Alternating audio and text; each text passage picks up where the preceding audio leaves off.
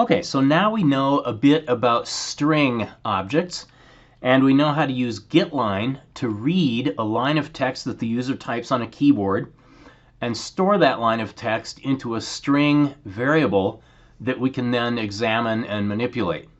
But we can't directly do arithmetic with strings. For example, if we ask the user to enter a Fahrenheit temperature, and they type in a sequence of digit characters and a decimal point to represent that temperature, we need to somehow convert the string that the user typed in into a floating point number that we can do arithmetic with. We also want to gain control over the formatting of any output that we produce so that we're not at the mercy of the defaults used by the put_to operator with cout.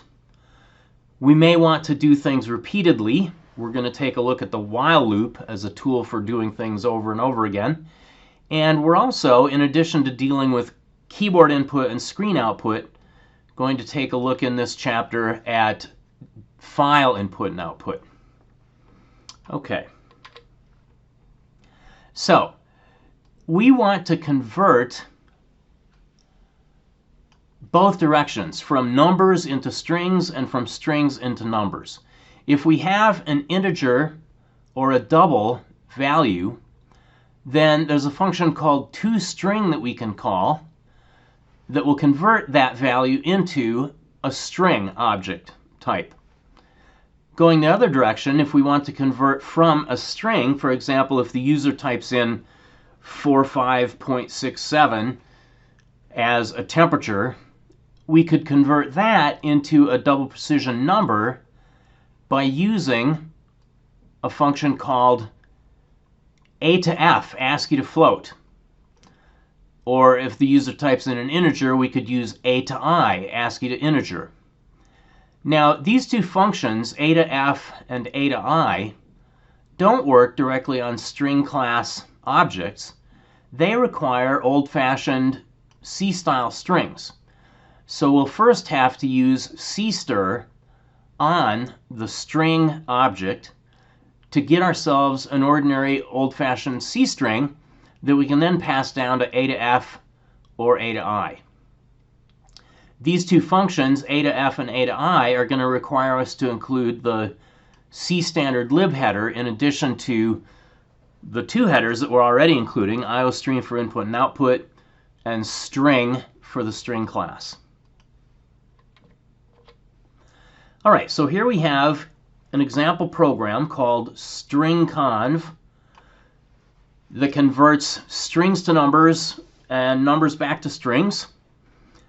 We have our iostream header and our string header, as we've been using. We would like to be able to use the a to f and a to I functions, so we're going to include C standard lib as well. And in order to use mathematical functions like square root and sine and cosine and e to the x and log of x and so on, there's a standard header cmath that we're going to include. All right, so we're starting out in this main function by declaring and initializing PyStir as a string object containing a sequence of characters representing the value of pi out to several decimal places. If we want to have a double precision version of pi, we can take PyStir and first obtain from it an ordinary C string representation, which is an array of characters with a null character stuck on the end. And then we can convert that C string into a floating point number, that is a double precision value, for using a to f, ASCII to float. Once we have this double precision value in this variable called pi, we can then do arithmetic and call mathematical functions. So here we're computing the square root of 2 times pi. Let's continue on. All right, now once we've got this value, the square root of 2 times pi, that thing is a double, we would like to be able to convert that back to a string. And we can use the toString function for that purpose. So this variable, root2pi_stir, is a string representation of the value of root2 pi. So this is for demonstration purposes to show how you can convert strings to numbers and numbers back to strings. Then we have output being produced. Let's take a look at the output on slide 5. All right, here we're displaying pi. Now pi is our double precision value. And by default, when we display a double precision value using the put2 operator, that is the double less than symbol operator, what we get as output is exactly 6 digits of precision with a decimal point somewhere. So our output looks like 3.14159. And you'll notice that there are exactly 6 digits of output there. Root to pi, we're displaying first the double output. All right, root 2 pi here is the double. And put2 knows how to display a double to cout. And as I said, we get 6 digits of precision from that. When I did the to-string conversion, that conversion produces 6 characters after the decimal point. So if I display the string root 2 pi stir, my output looks slightly different. Now clearly, the double is just the rounded version of the string output. All right, so you're already familiar with this idea from Python, but I just want to remind you that a double cannot contain an exact value for any irrational number such as pi. The best a double can do is to contain an approximation of pi. And furthermore, when we then display output, by default, we're only getting 6 digits of precision, so what we're really getting here in the output is an approximation of that approximation. And you just then have to decide whether the approximation that's appearing on your screen is a close enough approximation for whatever you're trying to accomplish. Okay, so here on slide 5, we saw a couple of examples of doubles being displayed using their default output form. We get 6 digits of precision. We don't get any trailing zeros, although in these cases there were not trailing zeros at the end of the 6 digits of precision for pi or for the square root of 2 pi. And if the value for the double is outside the range that can conveniently be displayed without an exponent, then an exponent will be displayed. Int and char don't have any special formatting rules. An int appears in an exact representation, occupying exactly the number of characters required. A char appears as 1 char. So an A appears as an A, an X appears as an X, and so on.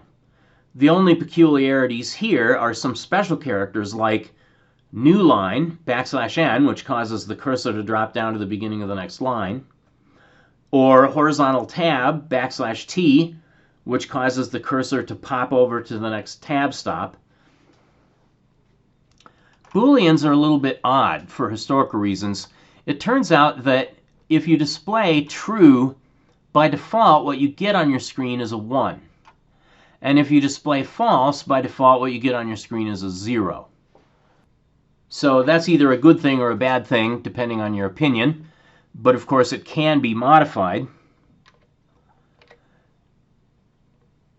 Here are examples of defaults here on this program on slide 7.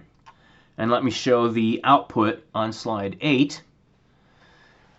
Okay, we have an int 1, 2, 3, 4, 5, 6, 7, 8, 9, 0, and that comes out exactly as 1, 2, 3, 4, 5, 6, 7, 8, 9, 0. So nothing surprising about the output for an int. Next, I have 1 space character, and so in the output I have 1 space character. Then I have 1 capital A character.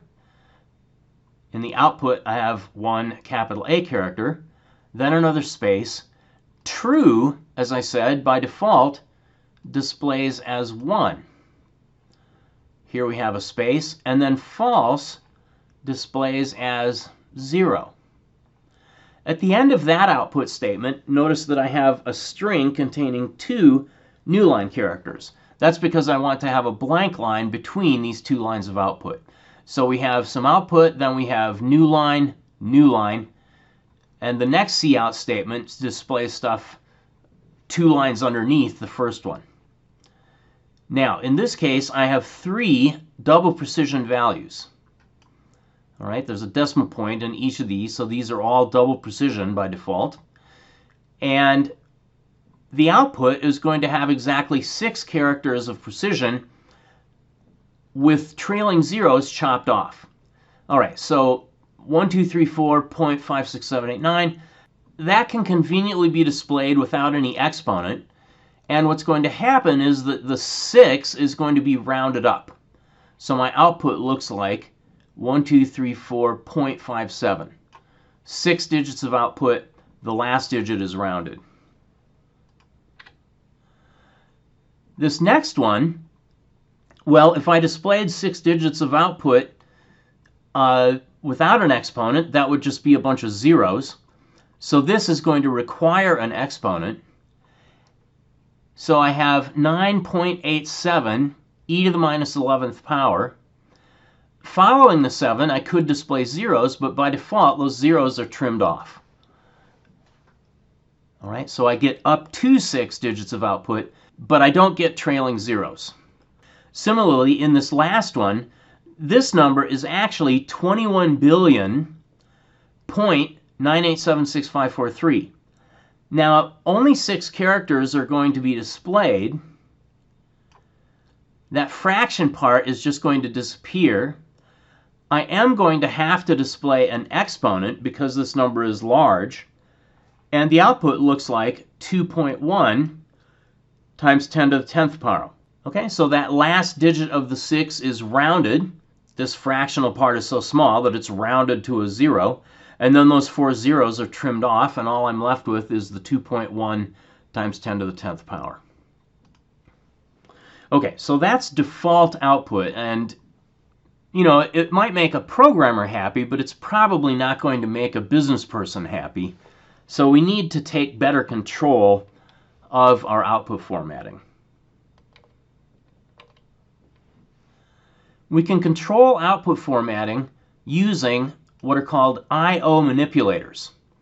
These modify how output is formatted for any so-called OStream output object. Cout is one example of an OStream object. It is called the standard OStream object, and it's tied to your terminal screen by default. One manipulator is bool alpha. If you use the bool alpha manipulator, then true and false are displayed as words, that is, alphabetic representations, rather than the integers 1 and 0, respectively. If you would like to specify the width of the output field, you can do that by using setwn. Now, setwn only affects the very next field of output.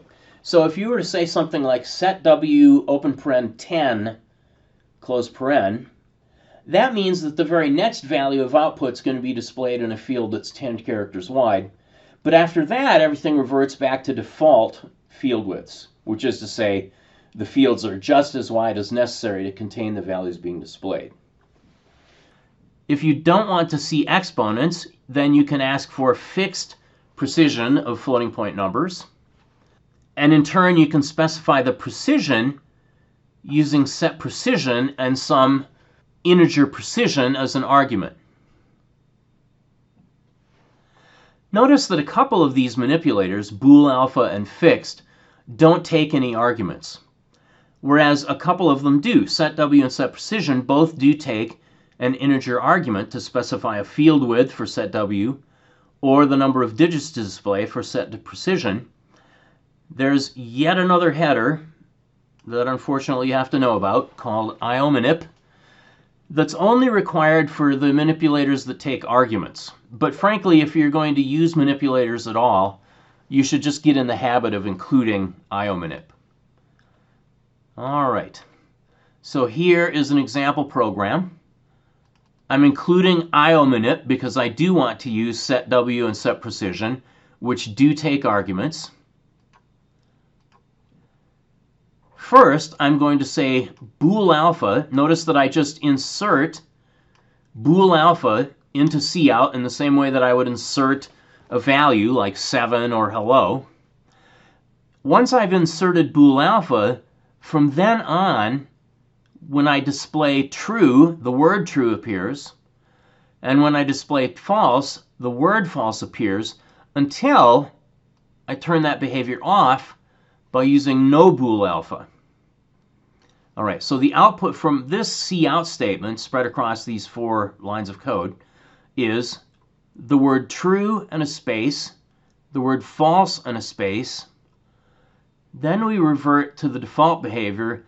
We'll get a 1 and a space and a 0 and then 2 new lines. Let's take a look at the output of that code. Here we are. So that is the output from this first cout statement, and you'll notice that there's a blank space before the next part of the output appears. So I've got the word true, the word false, then 1, then 0. So bool alpha to turn on alphabetic representation, no bool alpha to turn it off. Here we have the same double precision value being displayed in various formats. 15 point divided by 9 is a double value. And by default, what I will get is 6 total digits of precision. So that's 1.66667. If I use setPrecision1, that means that from this point on until I change it, double precision values are going to be displayed with just 1 digit of precision. 15 point over 9 is therefore 2 if I'm only allowed to have 1 digit of precision. The 1.6 is rounded to 1 digit, and that digit is 2. If I say 15, then I get a total of 15 digits displayed. Again, the last digit is rounded. Remember that a double is restricted as far as its ultimate precision. Here, I'm asking for 22 digits of output, but several of those are just going to be garbage. So I get what appears to be good values out to 17 digits, and then I just start getting garbage. In fact, I really shouldn't trust that 7 there either to be valid output. Okay, so beware of this. You can ask for more precision in the output than actually exists within the representation internally of the number that you're trying to display. If I use fixed with setPrecision, then I don't get any exponent no matter how large or how small the number is that I'm trying to display. All right, so 5/9 is going to be 0.555 and then repeating 5s forever. But if I've said I only want to see 6 digits, then I get 6 digits after the decimal point because I've used fixed, and that last digit that's displayed is rounded. Next, I'm going to display 5 to the 10th power over 9. 6 digits of precision after the decimal point because of fixed. And here I'm getting 10 digits before the decimal point and 6 digits after the decimal point, a total of 16 digits. Notice that that final digit there is a 5. So that actually is 1 character too far as the precision that is actually maintained within a double. That is, that 5 really ought to have been rounded up to a 6 if we had not sort of run out of the precision that can be contained within a double. Going in the opposite direction in terms of magnitude, here I've got 5 times 10 to the minus 10th power. But since I've asked for fixed precision, that means I'm not going to get any exponent. And consequently, what's displayed is just 0 followed by 6 zeros. So that number is so small that it just shows up as being 0 out to 6 decimal places after the decimal point. Okay, in this final cout statement, I'm setting my precision to 2. That precision applies to any floating point numbers, any double precision numbers that are going to be displayed. I'm also turning on bool alpha so that true and false will be appearing as words. And notice that I'm using set W multiple times, once for each value that I want to have displayed. The set W does not remain in effect for subsequent fields. You have to repeat the set W10 for each thing that you want to have formatted in a 10-character wide field. It turns out that true and integers and double precision numbers by default come out right justified in their output fields. So when I say set W10 true, what I'm getting here, which I don't think I can highlight, unfortunately, what I'm getting here, which I can't highlight, unfortunately, is 6 space characters followed by TRUE. Then I've got another set W10 followed by a 5-digit integer, so that's going to be 5 spaces followed by those 5 integers. And then I've got a precision of 2 for this double number. That means I'm going to get 12.35. Okay, fixed remains on. I haven't removed fixed, so fixed is still on. That means that the precision is specifying the number of digits after the decimal point. And so what I'm going to get as output is 12.35. 12.35 is 5 characters, and then there have to be 5 characters in front to fill out that 10-character wide field. Okay, so that's quite a bit about controlling output formatting with manipulators. To get back to the so-called generalized floating point format that's the default in C++ before you start using things like fixed and set precision and so on, you can set the precision back to 6, which is the default, and then use the default float manipulator. That means that you're back to having 6 total digits displayed, and there either will or won't be an exponent depending on the magnitude of the number being displayed. All right, so for this number here, 555.55555, I'm only going to get 6 digits of output, so this final 5 of the 6 is going to be rounded. So I get 555.556. And for this, 444.444444 times 10 to the minus 10th, well, that gets altered to 4.44444. There's the last digit. That digit is rounded, but since 4 is less than 5, it remains a 4. And so I get 4.44444 times 10 to the minus 6th power. Actually, that 6 is a typo. That should be an 8. Okay. Onward ho.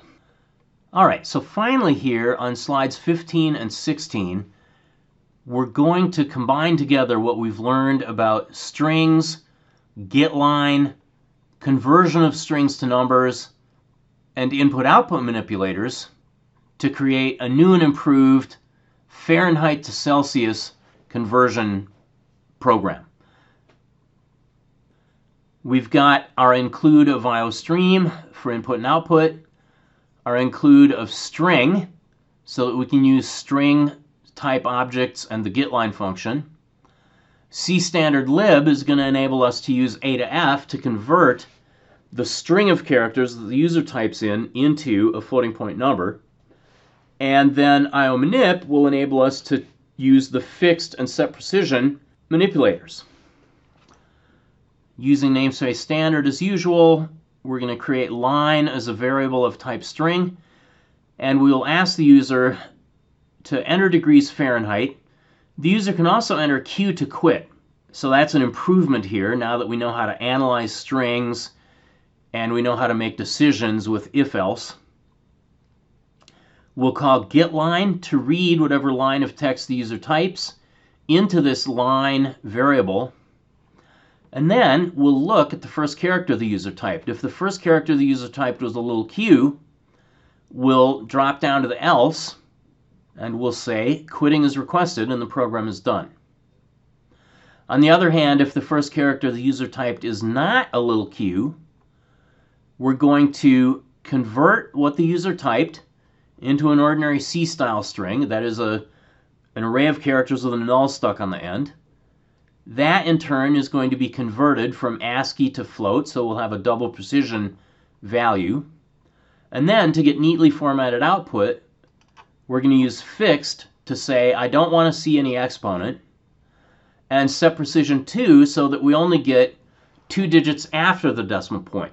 Generally speaking, if somebody is concerned about a temperature, they're not going to be interested in being told that it's 37.4567890 degrees. They usually want a more restricted precision in the conversion. So we'll display that F degrees in Fahrenheit is, and then we do our conversion calculation and display the string degrees Celsius. Here we have a test run, actually several test runs. I run F to C4. I ask the user degrees Fahrenheit or Q to quit. If the user types 12, my output looks like 12 degrees Fahrenheit is minus 11.11, so I've got fixed precision, no exponent, 2 digits after the decimal point for the converted temperature. Actually, notice that I also got 12.00, 2 digits after the decimal point for the degrees Fahrenheit as well. If the user types 78, then we get told that 78.00 degrees Fahrenheit is 25.56. Of course, that's actually 25.5555555 and so on, but that gets rounded and truncated to 2 places. If the user types detailed input, 8 characters after the decimal place, that's fine. That gets managed by the A to F ASCII to float conversion. But in the output, we're still being asked to only display 2 digits of output after the decimal point. So the output looks like 87.12, okay, because rounding the 3 doesn't change the 2. And we get told 87.12 degrees Fahrenheit is 30.62 degrees Celsius. Finally, if we do press Q, then line sub 0 is equal to Q, and we drop down to the else, and we say quitting is requested. Alrighty. Now this program that we just looked at is very simple-minded. It runs, it asks you to enter 1 Fahrenheit temperature, it converts that to Celsius, and it's over. If I wanted this to happen over and over again, I could use a loop to re-execute this program. The simplest form of loop in the C++ language is the while loop. It's very similar to the while loop in Python, except that you use parentheses around your test expression rather than saying while and the test expression and a colon. So that's basically the only difference. And as long as the expression here is true, or technically speaking, as long as that expression is any value other than 0, or false, false is equivalent to 0, then this statement will be performed. And the statement can either be a simple statement concluding with a semicolon, or it can be more commonly a compound statement contained within a pair of curly braces. Okay, so we know how to get input from the keyboard from the user. We know how to produce output to the screen for the user.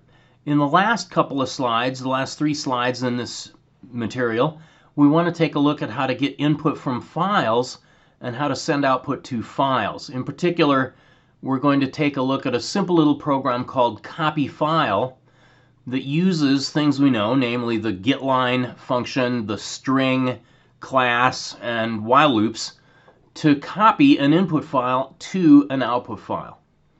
Now, cout is the place that we've been writing output to so far, and it is an object of the so-called OStream or output stream class.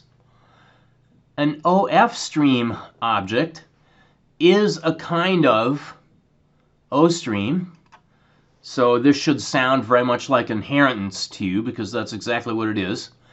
An OF stream is a kind of O stream, but it's associated with an output file. So we can do to an OF stream object all of the same kinds of operations that we can do to the cout O stream object, but those operations will cause output to be written into a file instead of appearing on the user's screen. An IF stream is associated with an input file, and we can use the getLine function to read lines from an input file from an IF stream object in the same way that we can use getLine to read lines of input from cin. Cin is an iStream object. An IF stream object is a kind of iStream object. Okay, so here on slides 20 and 21 are how this goes. We include IOStream as usual because we want to be able to use things like getLine. We want to be able to use the put_to or insert operator and so on. We're going to need to include string because we're going to use a string to keep track of each line that we have read in and that we're writing out to the output file. In order to use the IF stream and OF stream data types, these classes, we additionally need to include the fstream header. Now, opening an input stream is remarkably simple. We just give the data type IF stream and then a variable of that type, so fin is our input file stream object, and we give the name of a file that we want to open for reading. And that's it. We don't have to say something like RT because the reading is implicit in the fact that this is an input file stream, an IF stream. This will work assuming that infile.txt is in my current directory that I'm running this program from. If it were somewhere else, I would have to type in a path name like /home /jostlin /mydir /whatever. To create the output file stream is similarly simple. I say OF stream and give the name for my output file object and then initialize that from a particular output file. Now, if that output file does not already exist, it will be created. If that output file does already exist, be careful because it's going to be overwritten. We're going to need a string object to contain the lines of information that we're reading from the input and writing to the output. So we're creating a string object called line. And then the bottom part of the program is very simple. Actually, I've got more comments than actual working code in here. getLine, it turns out, will produce a value that is interpretable as false if there is no input to be read from the input file. So when getLine reaches the end of fin, it will fail, it will produce a false result, and our while loop will terminate. But while I can get a line from fin, recall that getLine strips the new line character from that input line. So to that output file, I want to write that line string, and I'm going to append a new line character to correspond to the new line character that the getLine function stripped off. All right, so every line from the input file will be copied to the output file, and when I'm done, I'll simply return 0. I do not, in C++, have to worry about closing fin or fout, because it turns out that when the program ends, these special functions called destructors are automatically called for fin and fout, and these destructors will take care of neatly closing the input file and the output file. Okay, so that's that for this particular lecture.